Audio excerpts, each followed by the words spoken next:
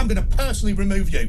I'm not taking the mic. I'm not taking the mic. You glared at her in a threatening fashion. You do that, I'll drag you out by the hair, and you can be as hard as you pretend you are. You can be as hard as you pretend you are. You apologise to her right now, or you're leaving. You know I respect you, but I'm done here. Good riddance to bad rubbish. Threatening guests does not happen on my show under any circumstances. Reem, I'm very sorry, but the way he glared at you is not acceptable. We never should have had him on the show. I didn't even want him here. I think the guy's a complete and total fool. Welcome back, Rare Talks. You already know what it is. Like, comment and subscribe. If you haven't, make sure you go over to the Spotify and check out the exclusive episodes that we have on the Spotify. And today, it's another Rare Reactions. And I hate to say it, but we're doing one on Mizzy. Another one on Mizzy. But guess what? Today, it's not actually Mizzy. We're doing it on a guy called Andre Walker. Andre Walker is the guy that you saw at the clip at the beginning, shouting at Mizzy. Before I go into this, there's going to be a lot of sensitive topics that will be touched on in this episode. But I don't even like giving disclaimers. Let's go straight in and find out why I am feeling so upset right now. Because you know what? I don't usually feel upset. So why do I feel upset today? So this interview's done from someone called Talk TV and Andrew Walker and his guest. So this is what we're going to be doing right now. We have a very special guest in the studio. Yes, that's right. It's fair to say the man that offended Piers Morgan more than anybody else I can think of is in the studio with us. He's one of the biggest TikTok stars. He's controversial. He's been in court a couple of times recently for some of the pranks he's been up to. But it's Mizzy. Mizzy, welcome. Hello, world. How are you? I'm good. He's moody. He's a bit moody. Why are you upset? Because I have a message What's to your the message? whole world. So you see you guys right now, you're using a script in it. You're basically working a job at the end of the day. No script. No, it's not a script. No, Well, we don't use scripts. Well, I have a script here. Oh, Go on. Yeah. he does have a script. I'm a man with a script. I'm an actor at the end of the day. So first of all, let's just show that they said that he looks miserable, and he looks, to me, he looked like being less of a clown and more of a realist in this interview. This is what it looked like to me. Maybe I'm wrong. People correct me in the comments if I'm wrong. It looked like he was trying to, you know, do something a little bit better. Number one, they've started off very respectful, but I know it's not going to end that way because I've already watched how it ends. The guy sounded very enthusiastic and very happy to bring him on. At the end, he says he didn't. This is what I find a little funny about the UK. Either you like us or you don't.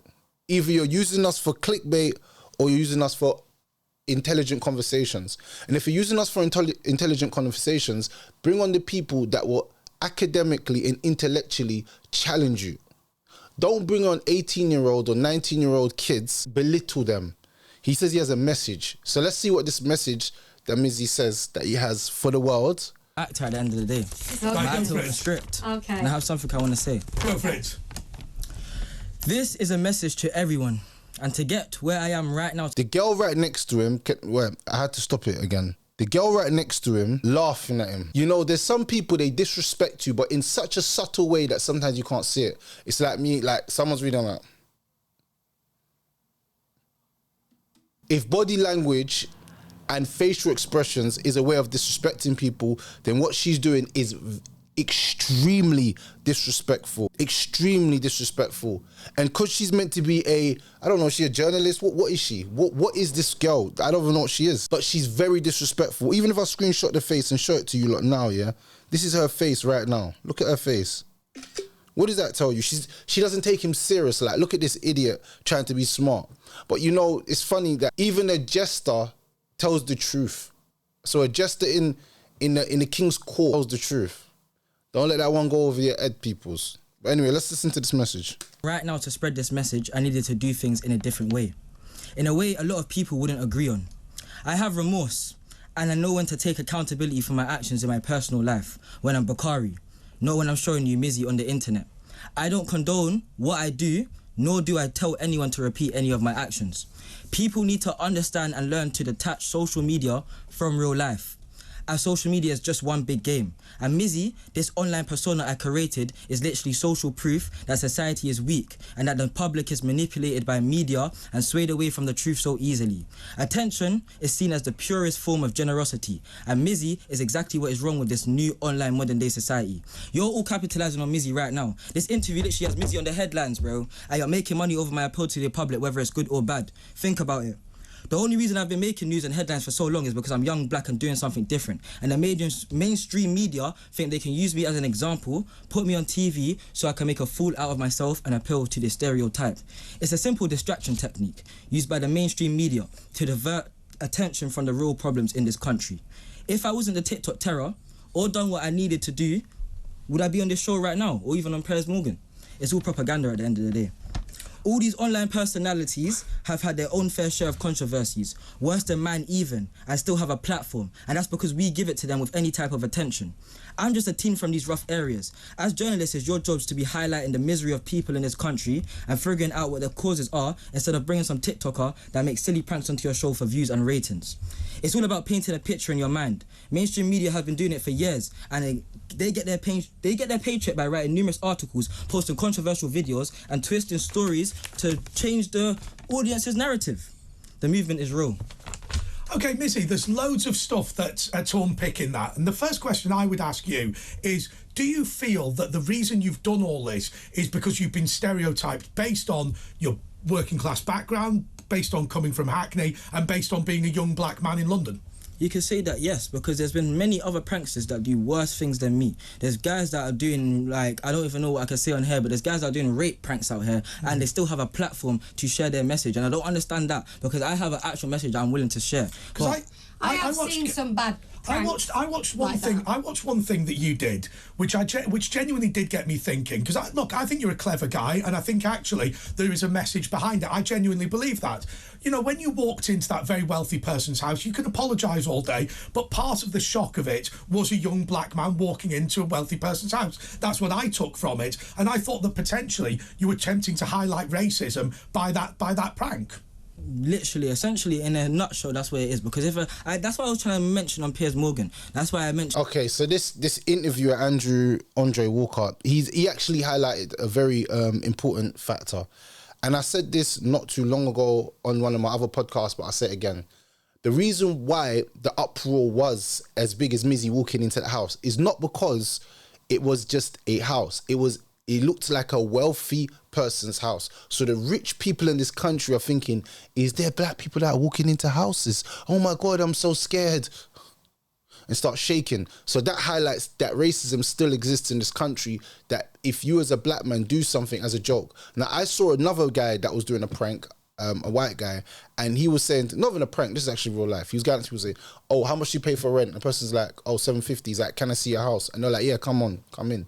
I know you're going to say both of them are very different in how they're doing it, but I always said, if me as a black man, I tried to do that to someone, I walked up people with mics, oh, how much you pay for rent? Can I come to your house and see it? They'll be like, obviously no.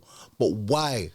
Because I'm what? I'm black and I'm big and I've got a beard and my voice has got a bass like this.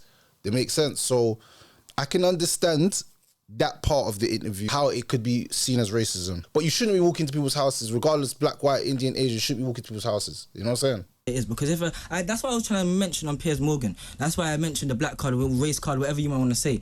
I was trying to say that if a white person done that and called it a prank, made it a trend and whatever, it wouldn't have gone this far. It wouldn't have been on Piers Morgan. It wouldn't have been news headlines. The press wouldn't be outside my house. Because all of that. Okay, well, should we have a look at the hang on a second. Before we do that, if you and me had walked into somebody's house and gone, we think that, is this the place where the study group is? They wouldn't have been as shocked, would they? I genuinely believe that. But anyway, it did solicit a response from Piers Morgan, who, what it's fair to say, Mizzy, didn't like you quite as much as I did. Here's what's happened on the Piers Morgan show. Tell me about your life. What justifies this? What's happened to you that makes you think you're justified in doing this? What do you mean, tell me about my life? Well, you said you know nothing about your life. Tell me about your life. Because I'm trying to get onto you because I'm black. Because I guarantee... Because you're black? Person, yeah, I guarantee if I don't give a damn about your skin colour. Really? No. Why would I care of what colour your skin is? Really? I just think you're an idiot. Oh, thank you. I think you're an idiot too. That's fine. You're perfectly entitled to. It's very interesting that you say that, though, because I think if a young lad walked into my house as confidently and as brazenly as you did, without like asking the lady in the front garden, is this where the study group is or whatever, I would be nervous still. Because I would assume that someone coming into my house where my kids were, my assumption would be that you wanted to take something from me, like my car keys or anything like. See now, this white woman is Mr. Perfect. I love it. I'm so happy that she's being honestly truthful. Now, anyone would have thought the same thing that she thought. It does highlight a part in society that we don't like speaking about, a very uncomfortable truth. White people see certain individuals of the black culture, if you're not dressed or looking a certain way, hoodied and whatever, tracky, they automatically assume of you to be a criminal. That is part of the racist stereotype that we have and will always have. Now, part of it's true and part of it's not true, because a criminal doesn't have a colour. He just has a mind to do criminal activities, and just put that out there. And in London, there's white criminals, Asian criminals, black criminals, white criminals, every nationality of criminals in London. I understand that point, but it just highlights what we're actually suffering in this country when it comes to racism, and how it still plays a big factor in everything that's going on around us. And as much as we say that we're advancing in society and, you know, LGBTQ and people need to open their minds to this and do that, really? Are we really? Or are we still digressing back into the past stereotypes of people? That makes sense. But or anything like that, that's what I would be nervous about. But isn't that also a commentary on the fact that young people have a bad reputation? That's so it's not just the That's what Mizzy is trying to represent. Like, there's been many other Mizzys before. Mizzy's an online social media persona, like I'm trying to portray.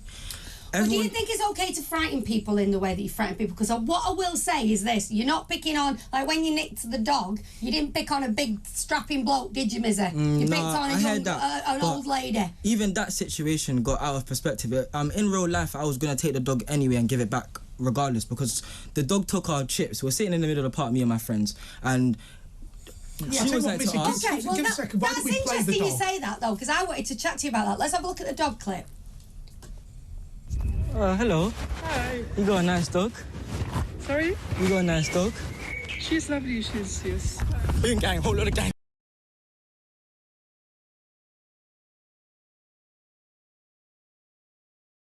Anyone that... I know around where we live, if you've got a nice dog, everyone's really nervous about this because dogs are getting nicked. That does happen because they're worth so much money that people's dogs are being stolen, and it's upsetting, disturbing, and just downright and wrong. you have that emotional attachment to a lot of your dogs it's your dog, as well. and people, yeah. you know, they're part of people's family. But what? So what? It's interesting you say you were with your mates, because is it fair to say that when you're a young lad and do you think you're being goaded on by your mates to do things that I you maybe fully know do? that I'm my own person in it, and I would do what I want to do. So if I didn't want to do it, I wouldn't have done it.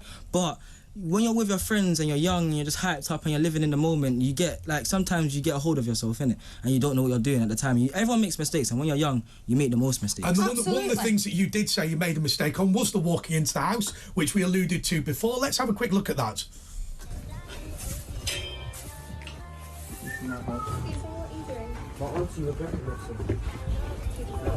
James? Come to the front door right now, please. James? James? Hi. You man, come. Hello, James. We need to speak to James. James? Come on. Come on, come on, guys. Come on. I'm sorry.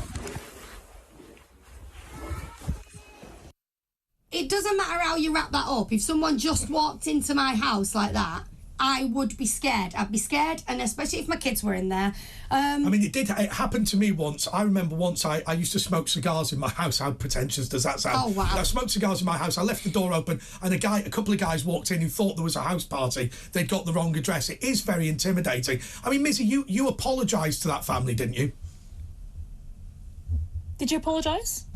Yes, I did. You I went there the apologised? next day on my own accord. Because like I said, social media is like a facade. Like, it's literally a game.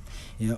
On my own accord, I went to the house the next day and apologised and took accountability for my actions. I could have recorded the apology, could have posted it for clout, more clout, whatever. Internet. It's not about the internet. It goes. What do you say when you apologise, Missy? What did she say? She was like, we had a conversation. She was telling me about her distress and how, like, she had kids in the house. At the time when I was doing it, I didn't see that there was a kid there until James mentioned, oh, we got kids, and I left straight away because I have a child myself. Mizzy, can I just ask you one question? You've come in here, you seem like a nice bloke to me, but you seem upset about something. Do you feel that people have mistreated you? Yes, you can say that, but it's all just part of a bigger plan. And how do you feel people have mistreated you? Because of the way I portrayed myself is essentially my fault at the end of the day, but it's all part of a plan. I mean, the reality is, you've said that you're somebody who understands the consequence of your actions, and I think there's certainly a... Now, let me just be real. Mizzy, stop saying that you got a plan, because I'll be honest, it doesn't sound like you do have a plan. Because you're going on all these shows, you came with a script, but the thing is, when the script gets thrown out the door, so does the cape and so does the mask. So I don't think you got a plan. I think you have tried to develop a plan while you're going along, but that's dangerous because you'll keep shifting and changing and people won't know who you are. It's all right to say I flopped, bro. I'll be real. It's all right. Apologies are not just to them, you know. For them people, you don't just say an apology so everyone stops getting on you, bro. You say apology because you generally mean it. Like, does it make sense? Like, if I flopped, I say, yeah, man, I flopped, bro. I ain't gonna lie. And every time you ask me, I flopped. Everyone makes mistakes, bro. I flopped, bro. I flopped. Like, it's all right to say you flopped in something that you tried to do and it never worked out to the way you wanted it. You know what I'm saying? Stop saying that you got a plan when you generally don't look like you got a plan, bro. Some truth in that, because of course the consequence of your actions are that you become a megastar. There's no doubt about it. Young people all over this country know who you are, but at the same time you've got to recognise the significant harm you've done, because this is effectively bullying people on TV. You know, you're clearly an intelligent guy, you're an intimidating guy when you give the sort of look or whatever, but look, you know, when you steal somebody's butt dog, when you walk into somebody's house, those people are frightened. And by the way, you didn't vault a Jewish person, you pushed a guy into the road, and that, I have to say, is something that if I was just stood at the bus stop and I got shoved into the road by somebody, it wouldn't be about black or white, young or old. I'd have been shoved into the road. I'm very upset. I just wonder whether you are part of a culture that is so selfish, that says that, you know, what makes me famous, what gets me into the newspapers, what gets me on TV is more important than the suffering that causes me to get there. Could you have pranked your mates and not been pranking the public? So that if you can do your pranks, you can have your ideas, but you... Because nobody's asking him key questions about him. They're just asking about the pranks. They're not asking about his life, they're not asking about his children, they're not asking how they can help him. And I'll be honest, and this is just my honest opinion, Mizzy, they don't care. You fitted the stereotype, you're on TV, they go in and try and embarrass you. The more you do these interviews, the more these people are lighting the field to embarrass you and to embarrass all of us. Because now they're looking at it as you're a spokesperson for all the young black kids. So you're doing a disjustice to everyone. This is why sometimes I'm telling you, silence is better than speaking. And he tried to practice that here, but it's a little too late. You can't go on a show and now I'm gonna practice silence, because now it does look intimidating towards them. To me, you just look like you're reflecting and you're overwhelmed. At this moment, you're overwhelmed and you're scared to speak because you don't want to say something stupid to embarrass yourself again. And silence is also, you know, they say if speech is from silver, then silence is from gold. So I don't know, maybe he's doing a good thing or a bad thing, but so you can do your pranks, you can have your ideas, but you do it with your mates. I mean, look, you're staring at me, but I think it's a legitimate question, isn't it? I've got a question for you, Mizzy. Now, do you think that social media itself has pushed you to sort of make this point in itself? I mean, I know you're talking about anti-racism. You're effectively what I would say you're attempting to be an anti-racism campaigner, right? You're essentially trying to tell people that racism has meant that you have experienced a particular kind of backlash that other people haven't. Would you say that's right? Essentially, yes. Are you, hang on a second, are you somebody who will only answer questions if they go your way? No. Okay, so in that case, can you answer my question about whether you believe that you are part of a narcissistic society that is willing to take the benefit from notoriety but not willing to accept the damage that's done in the creation of that notoriety? I've accepted the damage I've done. I went to prison for a couple of days and whatnot. I literally accept, like I'm saying, Mizzy and Bakari are two different. Bakari's the mastermind behind Mizzy. In real life, I know what Mizzy's doing is going to cause real life consequences and actions. I've been on tag. I'm on tag for a year right now. I understand that it's going to cause real life problems, but that's not the bigger. There's a bigger issue at hand here. Why am I even here? Like, actually, like, we're actually talking for a while. Why am I here? You could be talking about anything else. Train strikes, world hunger, anything. Because you've caused a lot of people to be very upset. Yeah. That's why you're here. And that's why you're so famous. And there is a real it's concern. because you've caused a lot of people. Let's just be clear. There is a real concern here that social media is... So this guy called him a narcissist. Said, look, are you part of the narcissistic society doesn't care about notoriety? Well... If I'm honest, I feel like he's a narcissist. Media is projecting people to the top who actually are behaving in a way that's unacceptable in our society. Look, if you're attempting to make a protest, make a protest. I understand that. You saw me debate with Animal Rebellion a second ago about the fact that they should be holding placards rather than attempting to stop the Epsom Derby. My worry, and it is a real worry, is that somebody like you who's clever, somebody like you who's able, somebody like you who has access to social media and is capable of doing all sorts of things, is instead being pushed into the notoriety of criminality in order to get where you are in society. I think it's really dangerous, and I think that whether you yourself are a good or bad person, what you represent is very, very bad. And that's the whole point of it. What Mizzy represents is very, very bad. It's a social media persona. I'm showing you guys. But remember that is you. You're talking about social media. Yes, of course. That message at the start was part of the plan. Like, I don't need to speak more further on what anything. So you now have a platform. The slight problem is when you talk about yourself in the third person. Remember, both of these people are you. So I know this at the end of the day. I'm not saying this. I'm saying that social media and real life are different things. When you turn around and go, I accept that what Mizzy does is very bad. I accept that Mizzy has upset people. I accept that Mizzy's guilty of criminality. It's literally you, right? It's literally you. Therefore, what you are basically saying is you are doing something that I've seen so many times in our modern society. So many times. This is what I'm trying to show you guys. It's a cycle. Like, literally, it's a formula. Social media is a game in itself. That's right. You guys are playing the game. And I'm proving it right now. I'm proving it. And you were successful at it. I don't have to prank ever again. I don't have to prank ever again. The media has called me a prankster. You've proved that by being narcissistic, by going on the attack, by pushing people into a road, by invading somebody's house, by upsetting your mum, who apparently doesn't even speak to you, by upsetting your sisters. See, that's because me and my mum still speak now. It's what the media portrays, bro. You literally told Piers Morgan. I told Piers Morgan, and obviously, ever since then, see, even that, let's even talk about that now. Forget everything else. Let's talk about that. My mum has never spoken to press. So are you willing? You're saying that's made up? Yes, that's made. Oh my days, you can even.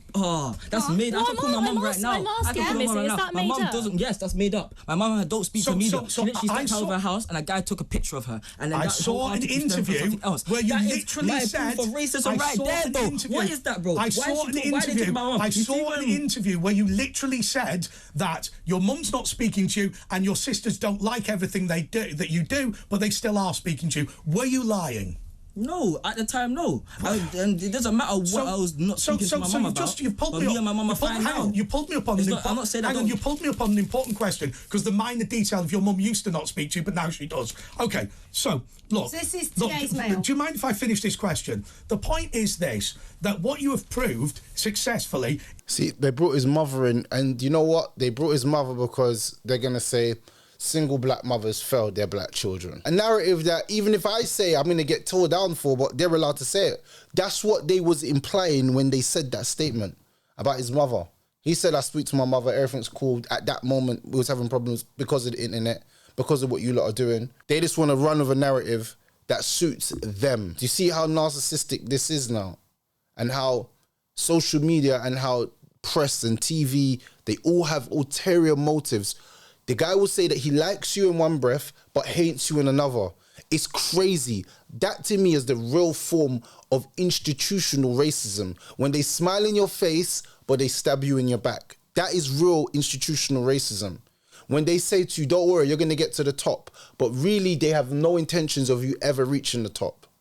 That to me is the worst type of people you can ever meet in this whole world. But everyone's going to say, you're pulling the race card. It has nothing to do with race. It's because he's a dumb prankster. Yeah, right. Cool.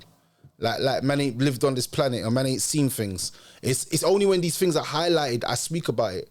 If this wasn't highlighted how it was, how you people are pushing it, I wouldn't be speaking right now. I'll be honest. is that if you go out and you behave really badly, if you go out and you waste the skills that you've got, your intelligence, your ability to dominate social media, if you use that by upsetting people, offending people, stealing, throwing people into the road, threatening people, if you do all that, you will make it to the top. You've proved that successfully. But doesn't it also mean that you've done something really bad that's going to encourage other young people to follow your lead? I tell you what annoys me about you. You're clearly a nice bloke, right? But the reality is that what you are doing here, there's going to be 1,000 young people who go out shoving people into the street, walking into people's houses, stealing people's dogs, because they don't have the intelligence and they don't have the ability. This has been done before. I am the first person that has done this. It's just a formula. Let me finish. This ain't the BBC, baby. Right, there's other people who are going to go out and follow your lead. And the reality is, I say to you, you seem like a nice... So, all right, let's take what this guy's saying. Every youngster in this country is going to take the lead of being like Mizzy, yeah? I'm going to take his strategy of how to think, yeah?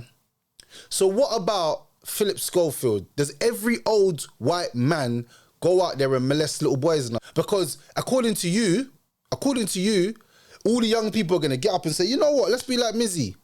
So all the old white men in this country are going to go out and try and be like Philip Schofield and groom little boys. Oh, sorry. That happens on a daily. Let me stop. Let's go back. You seem like a nice bloke. I'll even buy you a pint after this. But shame on you for encouraging people of lower intelligence than you to behave in this fashion. It's not a movement. It's a grotesque lump of narcissism. Is it not? The movement is real. What is the movement? What is the movement? What are you trying to achieve? We outside in the districts every time. We outside means being outside with your inner self and not letting anyone tell you nothing, because no one can tell you anything. You are your own person at the end of the day. So the movement is basically, don't give a toss about criminality. Go out, do what you want. Don't get a proper job. No. Don't get a proper education. What you can be, you can be like Mizzy. You can wander around, jumping in people's houses, stealing people's dogs, pushing Jewish people into the street, threatening to kill people. Who cares? What does it matter? You can go to prison for a couple of days, even though you have the intelligence to never need to go to prison. You can go to prison for a couple of days, pay the fine, offend your family. Who gives a toss? The UK laws are weak. The UK laws are weak. The UK laws are weak. Simple as. Well, they can't do weak because you're now being punished for what's happened. Do you know what? I saw a clip when you came out of the prison, and now I swear down, it's like you are your own worst enemy. Now, I can't defend what you just said. The UK laws are weak. Okay, so next time you stand in front of a judge, they might be strong. I can tell you that as a young man, he's going to eventually get triggered because they're saying triggering things to him. If people keep attacking you for a certain period of time and you're still young and not in control of all your emotions, and they know this, as a young man, he hasn't fully developed all of his emotional intelligence. Does it make sense? Even though he's practicing some, he's lost in some. And that's because he's a young gentleman that has so much potential, but they're using him in the wrong way, and he's using himself in the wrong way at this moment by even being on these interviews. He needs to be more book smart and more eloquent with how he speaks before he even talks to anyone, and be in places where he can actually have a mouthpiece and say what he wants and leave immediately. Does it make sense? Right now, he's just looking like a total fool. I'm being honest. That was a dumb statement. I'll be real. I'm not even justifying that. That was dumb, what he just said. Out of the prison, and I think I saw a different guy, because I think we have that clip. I think you do genuinely have remorse. You saw a different guy because I got cloned. No, I think we saw someone who was upset. At least now we know the prisons are. Well, the truth is, what the way I see about it, these guys of your age doing a hell of a lot worse, and it might not be on TikTok, and it might not be for clicks and for likes, but there are. This is you being released now. How was prison? How was prison? There's nothing to glorify about, but obviously because of the position I'm in, a lot of people do know me anyway. So when I went there, people were coming up to me, just supporting me, saying, "Oh, this, that, and the other, like I'm a fan of you." Oh, so no, hang on a second, Reem. I'm not being funny, but for a guy of your intelligence, the accolade of being the most popular lag on D-Wing is hardly. It's literally. I'm not, and like I said, I don't glorify it. Can I ask you another question, Mizzy? Mizzy, on a serious note, are you currently in receipt of benefits? Yes. So actually, you're working and receiving benefits at the same time. Are you a benefits fraudster? No. So what is your justification for saying you're not a benefits fraudster? So you don't work at all? Hang on a second. TikTok's a business. Yeah, but I don't work. Okay, how much do you earn off TikTok? I don't have a TikTok account. I've been banned. No, okay. I don't earn money from social media. Whilst you're working, hang on. Whilst you're working for TikTok, making money, were you claiming benefits at that point? No, because I was under 18. Okay. Okay. Shut down, simple. Shut down, it was a question. Mizzy, I've got a question for you. So I know you've spoken a lot about social media and how that's impacted you and that you want to sort of... Why did the guy bring up the benefits thing? I don't get that. TikTok's not a job. The hell? Is TikTok a job? TikTok is not a job. We need to stop that. That narrative needs to be erased. All you guys begging for gifts need to get off TikTok and go find a job. Go find job. Go find job. Go find work. Go work some money. Go find an education. Go do something in your life. Yeah? TikTok and a job. Instagram and a job. Unless you make big money off it. You make big money. And even if you make big money, I want to stand to the screen there all life. Me no want to do that. Me come and me go when me want. Make a little money, a good thing still. You see me say? Make a little money, a good thing still. Yeah, me brother. But anyway, he tried to get onto me. I'm not gonna lie. On social media yourself, do you think that you doing this on social media will encourage other people to commit crimes that potentially could cause a lot of damage? And by damage, I mean it could cause somebody to, be incredibly injured or something like that. Do you think you've encouraged that kind of behaviour? And he's not answering the question. Do you think? I don't understand this whole. Do you want to be like a good role model? No, hang on a second. You can do that to me. You're not doing it to a guest. You stare at another guest again, and I'm going to personally remove you. I'm not taking the mick. I'm not taking the mick. You glared at her in a threatening fashion. You do that, I'll drag you out by the hair, and you can be as hard as you pretend you are. You can be as hard as you pretend you are. You apologise to her right now, or you're leaving. I respect you, but I'm done here. Good riddance to bad rubbish. Threatening guests does not happen on my show under any circumstances. Reem, I'm very sorry, but the way he glared at you is not acceptable. We never should have had him on the show. I didn't even want him here. I think the guy's a complete and total fool. And the fact that I attempted to have a... So at the end, he said he didn't want to have him there, but he made it seem as if he was so happy to have him in the beginning. This is why I said that racism in the UK is different to racism in any other part of the world. The racism that we suffer as black people in the UK is, hi, Mr. Pennant, how are you doing today? I'm good, mate. Flipping nigga, hating them guys. Hi, Mr. Pennant, you been going gym? You look a little swole, mate. You been eating that Jamaican food, that African food, yeah? Racism. Like, they think it's a joke. Like, you can laugh with your mixed race friends, but, bro, I find that super racist, bro, or super discriminative or prejudice, or however you want to label it. There's different labels. You can see at the end, he chose anything to get onto Mizzy. That's the truth. He was going to get onto Mizzy anyway, so he chose anything. It is what it is. I can't even lie to you. It is what it is. Yeah, big up to everybody that's been subscribing, been watching, man. Pray for the little boy, man. He's in a bad place, man. Getting on all these interviews and getting violated. It's just no good for him, if I'm being honest. Anyway, man, Rare Talks were out. Like, comment and subscribe, man.